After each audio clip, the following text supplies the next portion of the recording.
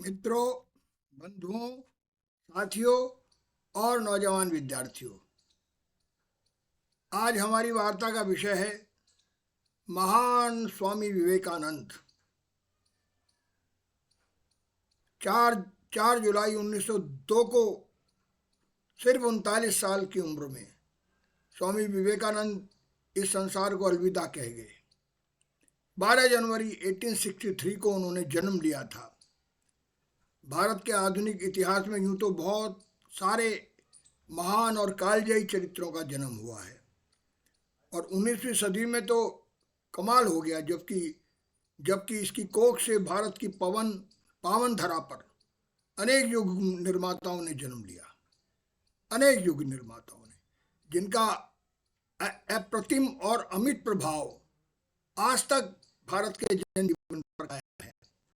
19वीं सदी में राजा राममोहन का जन्म हुआ था, जिन्होंने समाज सुधार का शंखनाद फूंका था और ब्रह्म समाज के संस्थापक बने।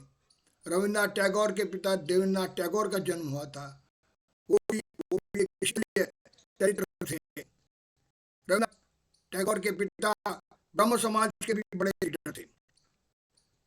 स्वामी दयानंद सरस्वती का जन्म हुआ, जिन्होंने आर्य समाज की क्रांतिकारी आर्य समाज आंदोलन की आधारशिला रखी थी। केशव चंद्र सेन का जन्म हुआ, जो कि ब्रह्म समाज के उच्च कोटि के विचारक और प्रणेता सिद्ध हुए। महाकवि रविन्द्रनाथ टैगोर का भी जन्म हुआ था और स्वामी विवेकानंद का जन्म हुआ। लोकमान्य तिलक, गंगाधर लोकमान्य तिलक, महर्षि अरविंद घोष, नेताजी सुभाष चंद्र बोस, महात्मा गांधी, ये वो लोग हैं जो 19वीं सदी में जन्मे भारत की धरा पर। एक से एक बढ़कर व्यक्तित्व है। इन सभी के व्यक्तित्व के अंदर भारत के स्वाधीनता संग्राम का संपूर्ण संसार समाहित है। संपूर्ण संसार हमारे लिए जानकारी खास तौर पर बहुत ही शानदार रही, जबकि हमें ये बताया गया कि स्वामी विवेकानंद अपने किशोर जीवन के दौर में, जब वो एकदम युवा थे, तो 2 महीने से अधिक का वक्त उन्होंने मेरठ की धरती पर बिताया, इस क्रांति धरा पर बिताया था। उत्तराखंड की दुर्गम यात्रा से जब विवेकानंद लौट रहे थे तो वो अचानक बीमार हो गए और फिर मेरठ के ही में रहने वाले एक बंगाली डॉक्टर द्वारा उनका इलाज किया गया।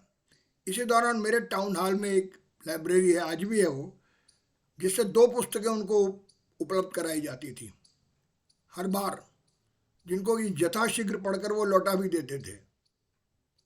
इसके बाद 2 पुस्तकें फिर उनको उपलब्ध कराई जाती थी और कहा जाता है कि तकरीबन 2 महीनों में मेरठ प्रवास के दौरान अपनी बीमारी का इलाज कराते हुए विवेकानंद द्वारा सैकड़ों पुस्तकों का वाचन किया गया, उनको पढ़ा गया।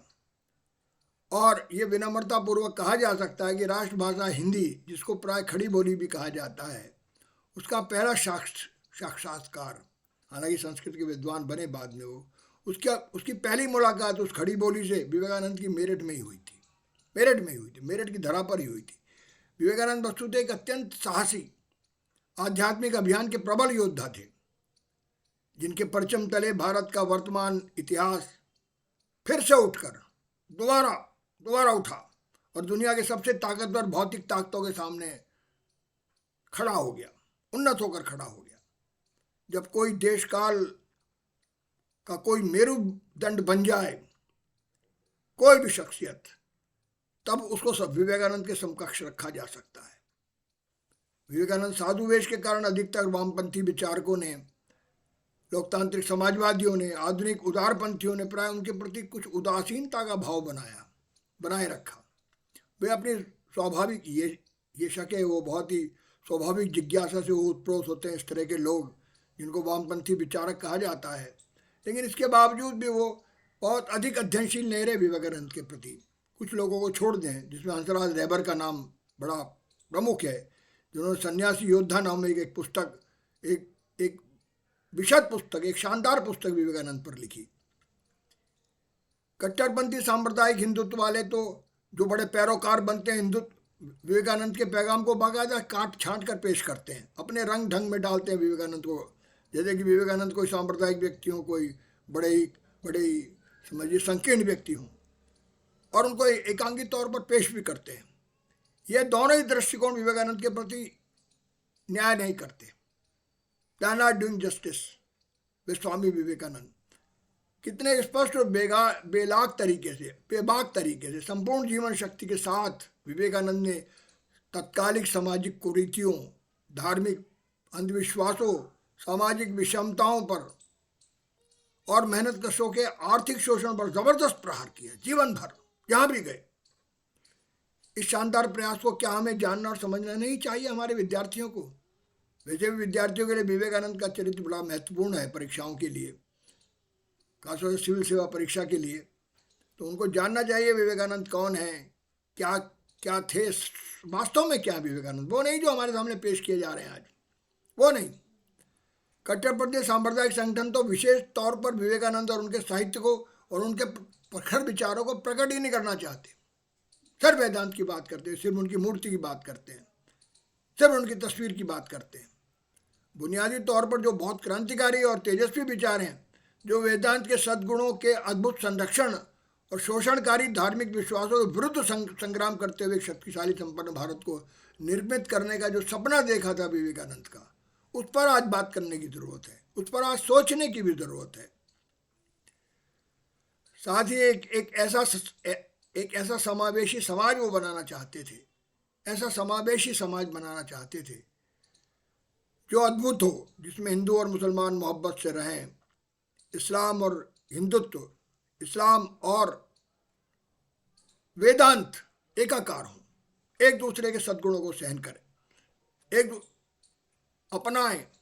इंदौर में उन्होंने कर्मयोग के दर्शन से ओतप्रोत होकर कहा था, देखिए कैसी अद्भुत वाणी है उनकी, कि गीता के ज्ञान से ज़्यादा जरूरी है नौजवानों के लिए फुटबॉल खेलना। गीता का ज्ञान तो ले लेना, पहले शरीर तो मजबूत कर लो।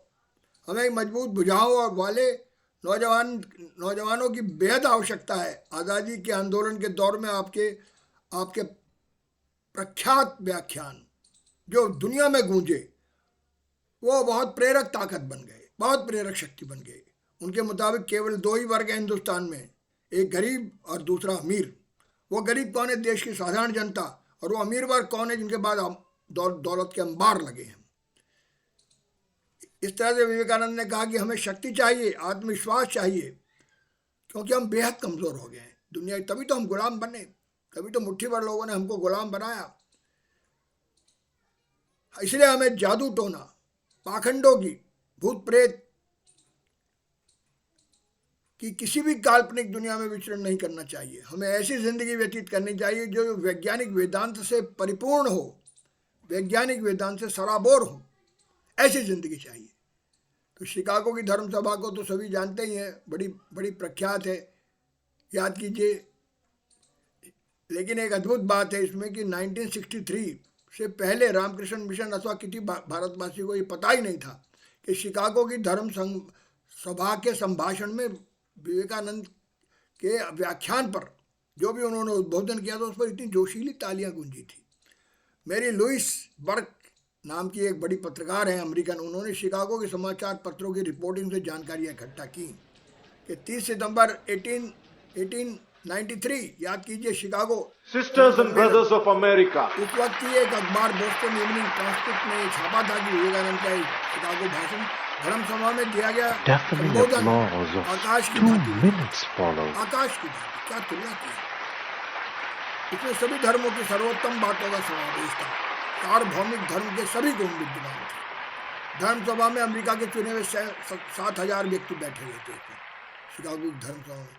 ये तो सभी जानते हैं कि अमेरिकन अखबार द न्यूयॉर्क हेरल्ड ने लिखा था कि धर्म सभा की पार्लियामेंट में सबसे महान व्यक्तित्व Vivekananda in the name of the most ancient order of the monks in the world. I thank you in the name of the mother of all religions.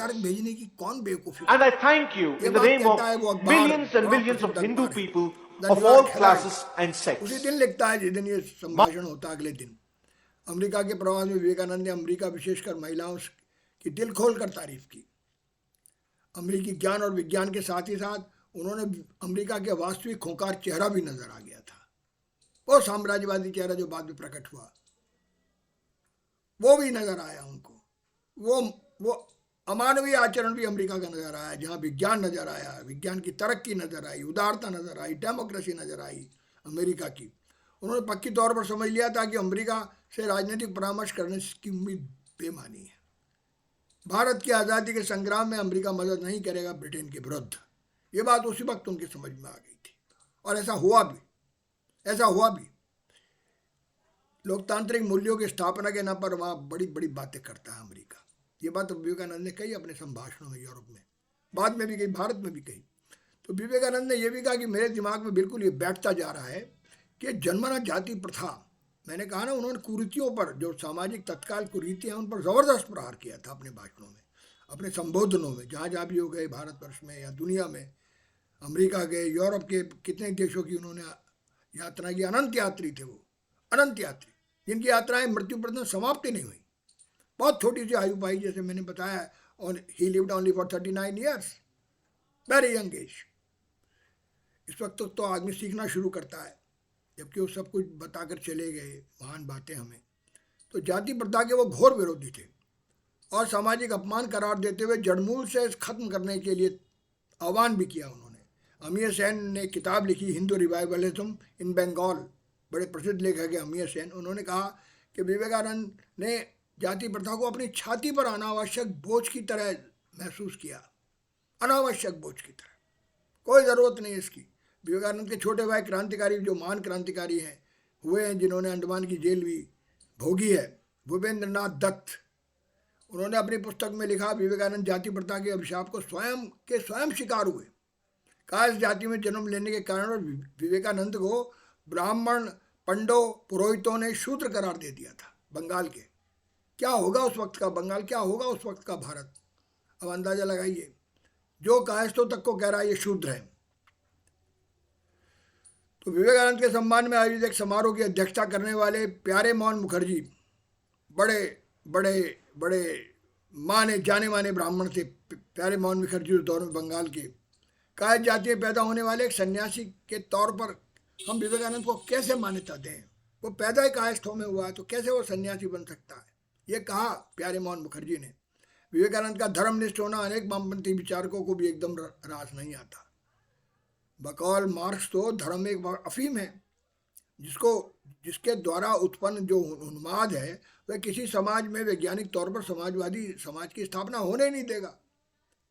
नकार दिया मार्क्स ने धर्म को, हर धर्म को नकारा।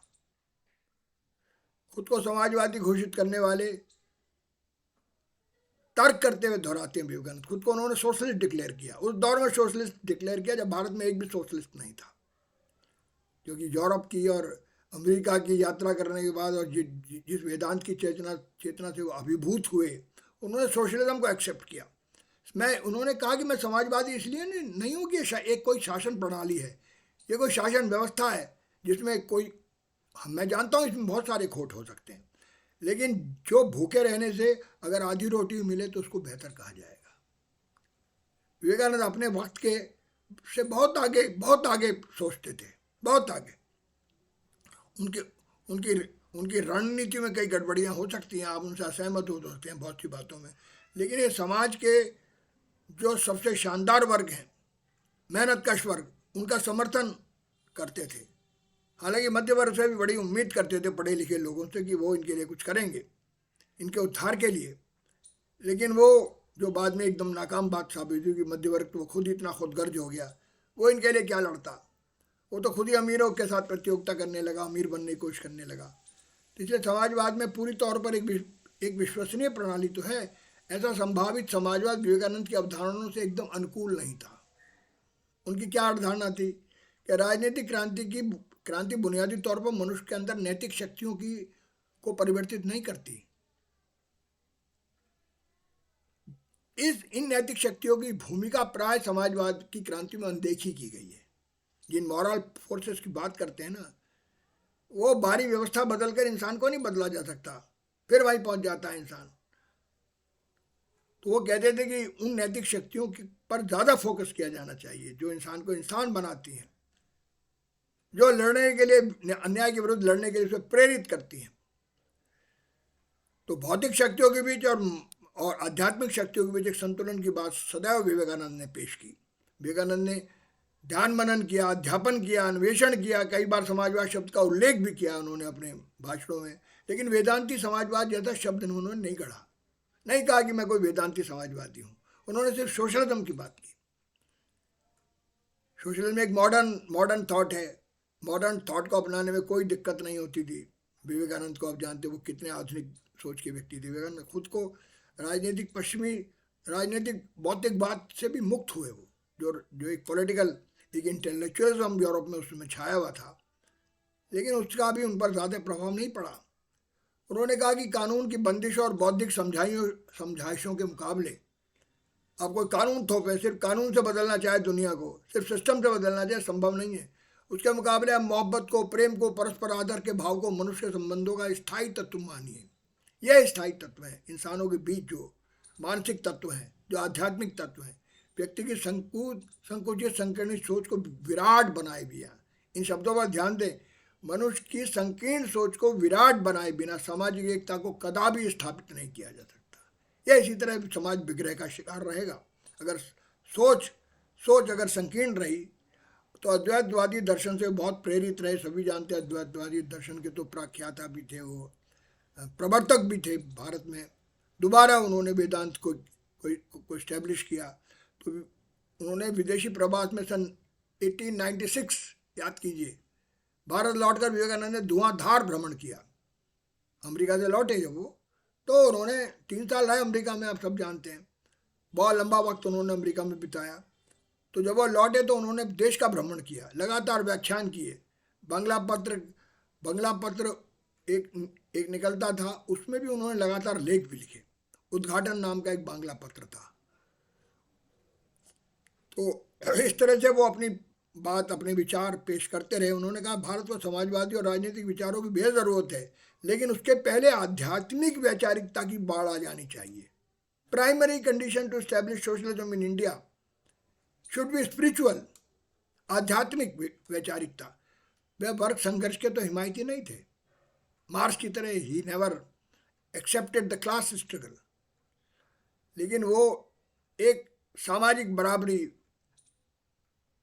जिसमें विषमता ना हो, आर्थिक विषमता ना हो, सामाजिक विषमता ना हो, उसको मोहब्बत, प्रेम, भाईचारे से इस्टेब्लिश करने के हकदार थे। वो चाहते थे कि सबका हक उनको मिले, गरीबों को। ये जो शोषणकारी व्यवस्था है, इसमें जातिवाद का अपमान भी है, इसमें आर्थिक शोषण भी, ये किसी तरह ख़त्म हो। स्वामी जी भारत के मुसलमानों को हिंदुओं से अलग करके बिल्कुल नहीं देखते थे। He never accepted this sectarian approach कि हिंदू अलग हैं, मुसलमान अलग हैं। वो सिर्फ भारतवासी मानते थे। भारतवासी, हिंदू, मुसलमान इकाई सबका पर्याय है। उन्होंने कहा भारत की दरिद्रता, गरीबी को दूर करना उनकी एकमात्र चिंता थी। वो भारत की दरिद्रता से बहुत हतप्रभ थे, बहुत परेशान रहे, जीवन भर उसके विरुद्ध उन्होंने बातें की। बार बार कहा कि हम किसी को स्वीकार नहीं करते, अस्वीकार करते ही नहीं हम किसी को भी, ना तो ईश्वरवादियों का स्वीकार करते हैं, ना सर्वेश्वरवादियों को, किसी को हम, ना नास्तिकों को। हम किसी को अस्वीकार करने का हमारे यहाँ कोई अर्थ ही नहीं है। हमारे यहाँ किसी के लिए अस्वीकारता नहीं है, सब स्वीकार है हमें। हमारे धर्म में शिशु बनने के लिए बस एक ही शर्त है, चरित्र का गठन कुछ इस तरह किया जाए, जब तक कोई व्यक्ति धारा प्रभावित होती है उसे बढ़ने दो, आगे बढ़ने दो, किसी को रोको नहीं, कोई अवरोध नहीं, कोई रुकावट नहीं। तो इस तरह से वैचारिक संघर्षों में विवेकानंद अद्भुत हैं, जिनको वेदांत का जन्मदाता, आधुनिक जन्मदाता कहा जाता है। जिस वेदांत को हम भूल गए थे, तभी तो गुलाम हुए, जातिवाद में फंसकर ही तो गुलाम हुए। उस महान विराट संदेश को ऋषियों मुनियों के हमने भुला दिया। तो उन्होंने कहा कि मेरे वतन वेदांत के जन्मदाता देश, हमारी जनता वर्षों से हिप्नोटाइज होती रही है। भद्र लोगों द्वारा साथ बैठने में प्रदूषण फैल जाता है। यहाँ पर कोई साथ बैठे ना, इनका तो पैदा होना ही बेकार है। छुआछूत के इतने भयंकर विरोधी थे वो, कि उन्होंने कहा कि ऐसे लोगों का तो पैदा होना ही बेकार है, जो छुआछूत का अनुसरण करते हैं, जातीय विषमता की बात करते हैं। मेहनतकश गरीबों को भारत की रीढ़ की हड्डी कहा उन्होंने। द फर्स्ट पर्सन, इस आधुनिक युग में पहला इंसान है जिसने मेहनतकश जनता को, मजदूर किसानों को रीढ़ की हड्डी कहा, बैकबोन ऑफ इंडिया। उनके बारे में संपन्न समाज कुछ सोचता ही नहीं।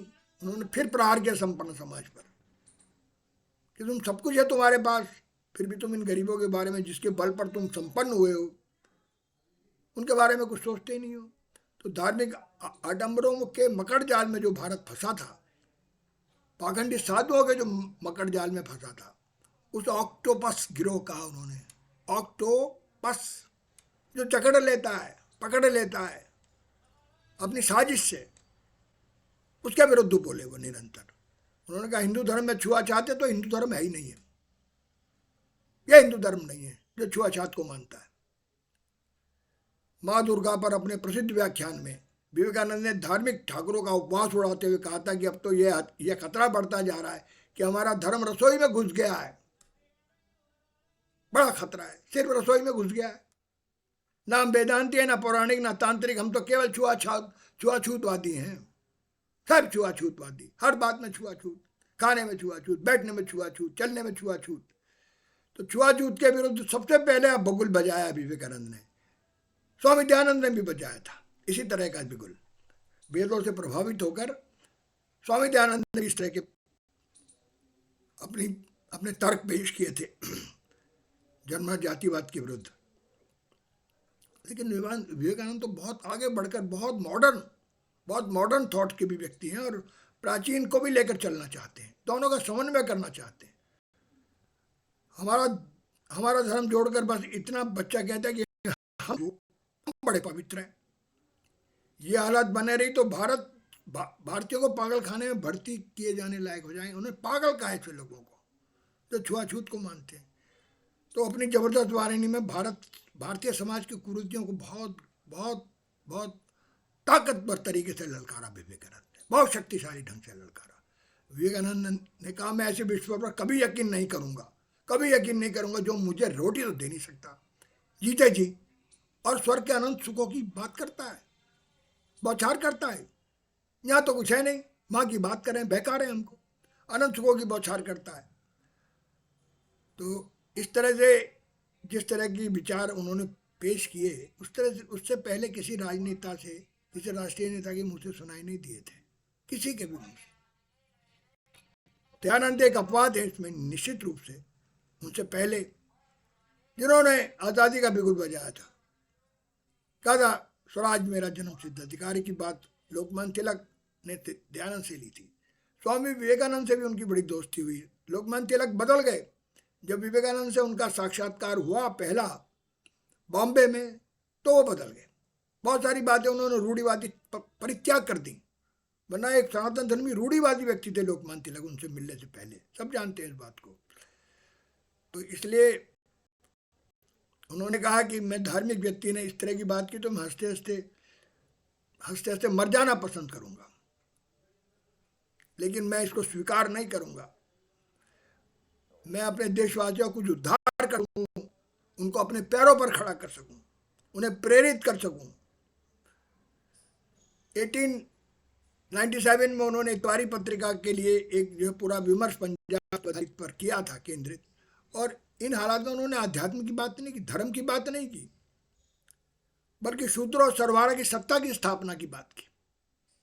पहली बार किसी व्यक्ति ने सरवारा की सत्ता की बात की देश में, कि अब दौर आ गया है जबकि सरवारा राज करेगा, जिसके बाद कुछ दिन भी नहीं है, सब छीन लिया गया है जिसका, उसकी स्थापना। और उसकी भविष्यवाणी भी की थी कि आने वाला दौर सरवारा का दौर होगा, सरवारा वर्ग का दौर होगा, जिनको हम अछूत कहते हैं, जिनको हम शूद्र कहते हैं, ये उनका दौर होगा, जो सबसे बड़े मेहनत कश है हिंदुस्तान के, उनका दौर होगा। तो 10 जून 1898 नैनीताल में उन्होंने अपने दोस्त सरफराज हुसैन को विवेकानंद ने एक चिट्ठी लिखी थी। बड़े दोस्त थे उनके सरफराज हुसैन, जो नैनीताल में रहते थे।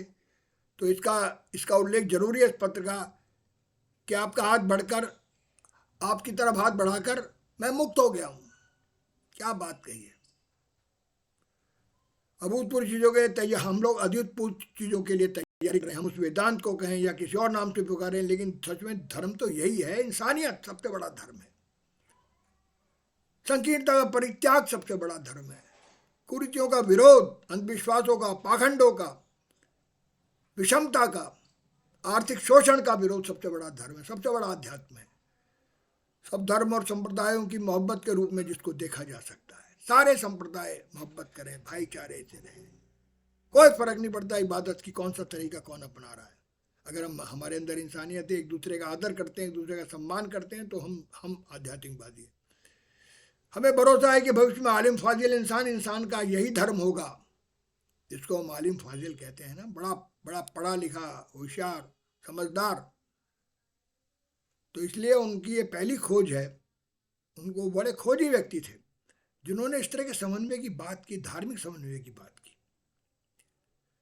तो ये बड़ा ही रोचक उनका ज़िंदगी है। शेक्सपियर क्लब में उन्होंने कैलिफोर्निया में 3 फरवरी 1900 में कैलिफोर्निया में अपने भाषण में बोले। वो अमेरिका कई बार गए। वो पहला भाषण भी उन्होंने अमेरिका में दिया जो बड़ा विश्वविख्यात हुआ, शिकागो कॉन्फ्रेंस में, धर्म रिलीजियस पार्लियामेंट में, सब जानते हैं इस बात को।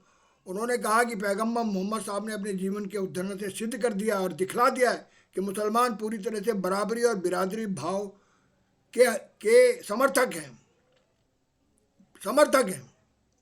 मोहम्मद साहब के ज़िंदगी का उदाहरण देते हुए कहते हैं अमेरिका में मुसलमानों को समझना चाहिए, इस्लाम को भी समझना चाहिए। ये जो इस्लाम का हम रूप बिगड़ा हुआ देखते हैं, ये नहीं है इस्लाम। वो इस्लाम है जो मोहम्मद साहब कहते हैं। ये मुल्लाओं ने बिगाड़ा है, मौलवियों ने इसको बर्बाद किया है।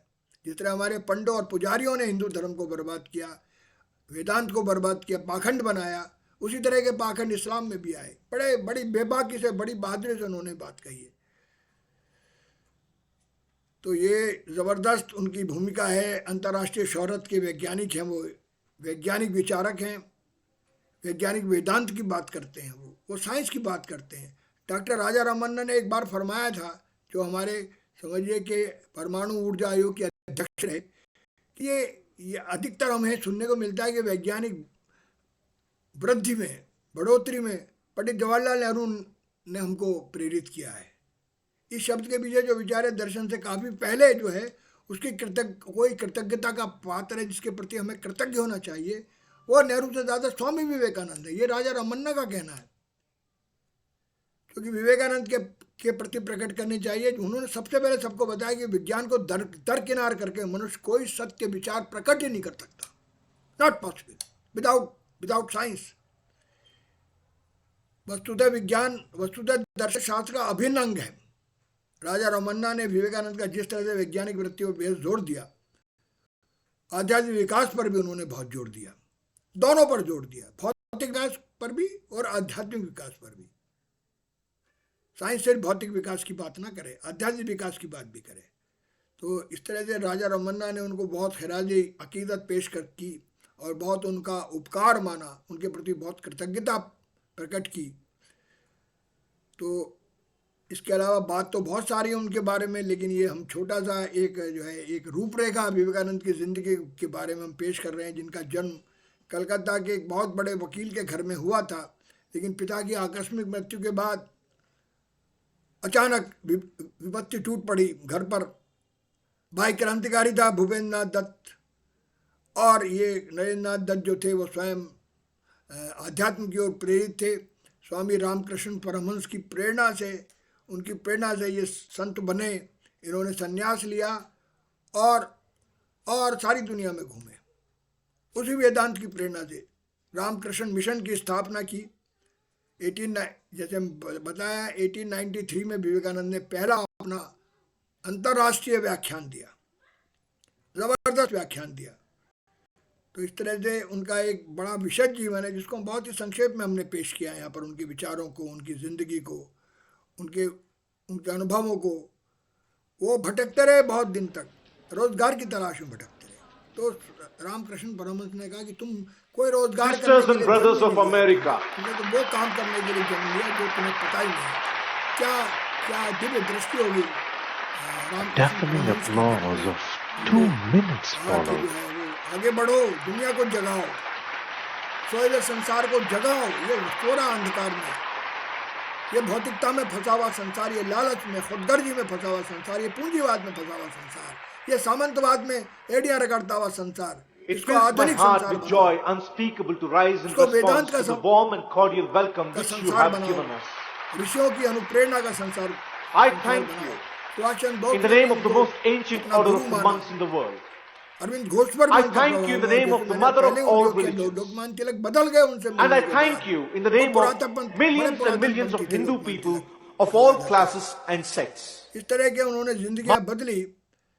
तो बड़ा लंबा इनका इतिहास है, बहुत सारी बातें हैं, लेकिन अभी हम बहुत ही संक्षेप में इस सारी प्रेरणा को हमने पेश किया। इस सारे के सारे जो उनके राष्ट्रवादी आदर्श हैं, जो उनके अंतर्राष्ट्रवादी आदर्श हैं, जैसा उन्होंने कहा उठो जागो तब तक नहीं रुको जब तक लक्ष्य प्राप्त ना हो जाए, एक से एक बढ़कर विचार उन्होंने पेश किए, एक से एक बढ़कर। तो कलकत्ता का कुलीन परिवार था, कायस्थ परिवार था, और कायस्थ होने की वजह से उनको ब्राह्मणों ने कहा ये सन्यासी बन ही नहीं सकता। वाह, क्या दौर रहा होगा वो। अब तो कोई भी बन सकता है सन्यासी। अब तो भारत सभी सभी स्वीकार हैं, सभी जातियों के लोग सन्यासी के रूप में भारत में स्वीकार हैं। ये कितना बड़ा ज़बरदस्त परिवर्तन ऐसे व्यक्तित्व द्वारा हुआ है हिंदुस्तान में, समाज सुधारकों द्वारा। तो स्वामी दयानंद हैं, स्वामी विवेकानंद हैं, ब्रह्म समाज के कितने लीडर हैं, सुभाष चंद्र बोस खुद हैं, महात्मा गांधी हैं, कितने ही लोग जो 19वीं शताब्दी में जिन्होंने जन्म लिया, उन्होंने कमाल कर दिया। उन्होंने कहा कि आज तक मैं कभी सबल व्यक्ति नहीं बन पाया।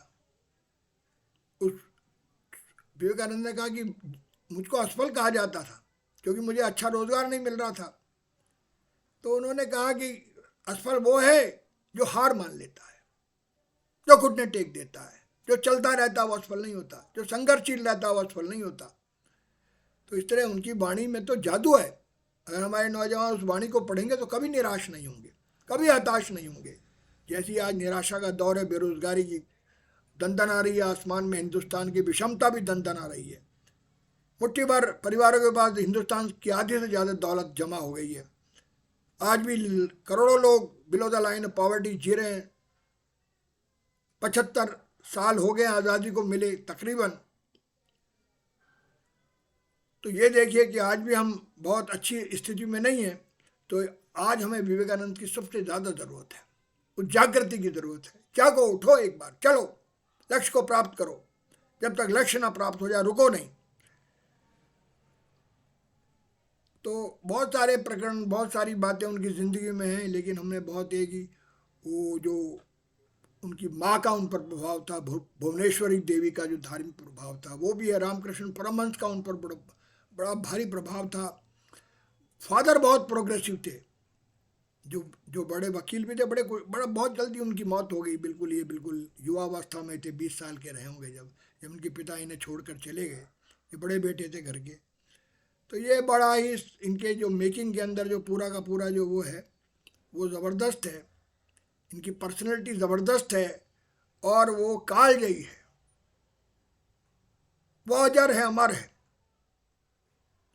और विलियम जेम्स ने भी इनकी जीवनी लिखी है। बहुत सारी चीज़ें, बहुत सारी बातें अभी इनके जीवन काल में रही हैं, लेकिन हम बहुत ही संक्षेप में हमने उनकी ज़िंदगी की एक रूपरेखा, एक आउटलाइन अपने विद्यार्थियों के लिए, अपने साथियों के लिए, अपने बंधुओं के लिए पेश की है। और उम्मीद है कि वो विवेकानंद को और अधिक जानना चाहेंगे। जितना जाने उतना कम है इस व्यक्ति को। तो जिसने पश्चिम को भी अपनाया, पूरब को भी अपनाया। वाह, पश्चिम और पूरब का संगम है वो। इस्लाम का और वेदांत का भी संगम है वो। हिंदू और मुसलमान का भी संगम है वो। संपूर्ण भारत है वो। संपूर्ण भारत की समग्र चेतना है जिसका नाम विवेकानंद है। तो शुक्रिया, बहुत बहुत धन्यवाद। फिर मिलेंगे। जिंदाबाद रहिए, जिंदाबाद जिंदाबाद।